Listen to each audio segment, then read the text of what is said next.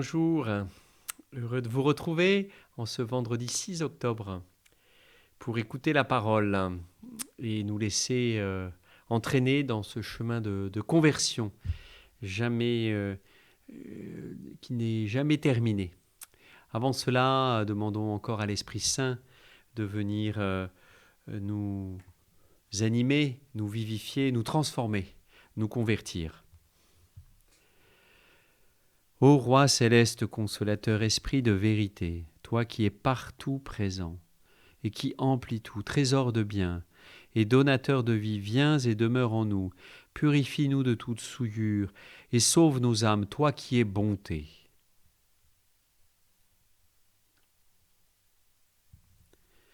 Dans l'évangile de ce jour, l'évangile de Saint Luc au chapitre 10, versets 13 à 16.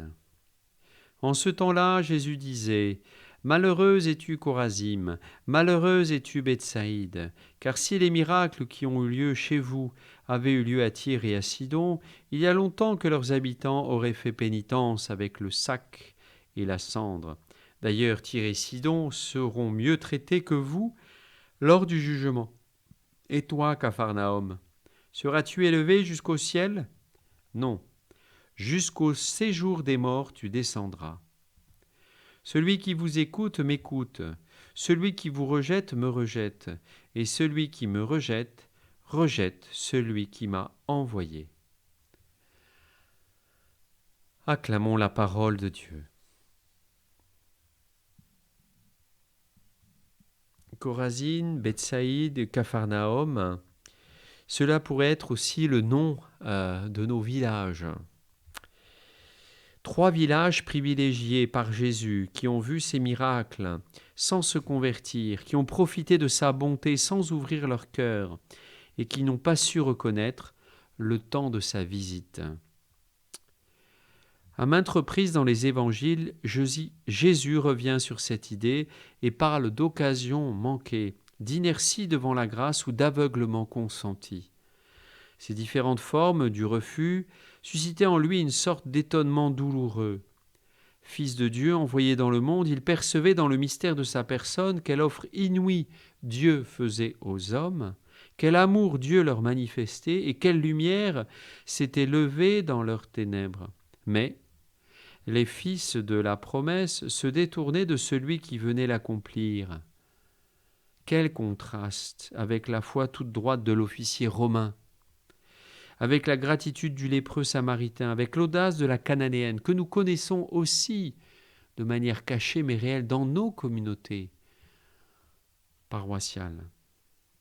Le malheur des 3 villes insouciantes et orgueilleuses, c'est aussi à certaines heures le malheur de nos communautés religieuses, mais aussi justement communautés paroissiales, si souvent interpellées par la parole de Jésus, si souvent visitées par sa grâce, qui ont tant de mal à rester en état de conversion.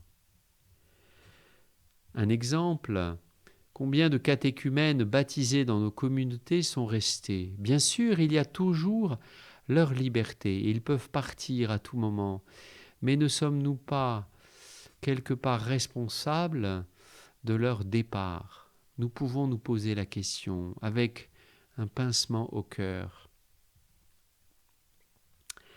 À quoi servirait-il de s'appesantir sur les lourdeurs ou l'impuissance de nos communautés ? Nous-mêmes, reconnaissons-le personnellement. Nous prenons conscience que nous laissons parfois sans écho la parole de Jésus et que nous le faisons attendre quand il nous apporte gratuitement sa liberté de fils. Là est la différence entre nous et les saints. Eux ont couru, comme Zachée, vers l'endroit où Jésus passait. Eux ont présenté à Jésus leurs mains desséchées. Eux sont restés paisibles sur un chemin d'humilité. Et ils ont saisi comme autant de faveurs de Dieu les occasions de s'oublier et de servir gratuitement. Comme dirait le pape François, dans les mots qu'il nous a adressés à Marseille, dans le tressaillement de Dieu, le tressaillement d'une visitation. Oui, Nous avons la responsabilité d'être dans ce tressaillement et de permettre par nous ce tressaillement. Oui, ces hommes et ces femmes qui ont présenté, qui ont su tressaillir, qui se sont présentés à nos communautés, ces catéchumènes, je pense à eux en particulier, mais à tant d'autres, ces pauvres du Seigneur qu'il a mis sur notre route, ont compris d'où venait le bonheur. Et spontanément, ils ont tout vendu. Ils ont tout livré de leur richesse et de leur sécurité pour acheter la perle. Alors oui, prions pour nos communautés paroissiales, nous qui sommes dans un temps, dans une année de réflexion dans notre diocèse d'Avignon, autour des communautés et des territoires.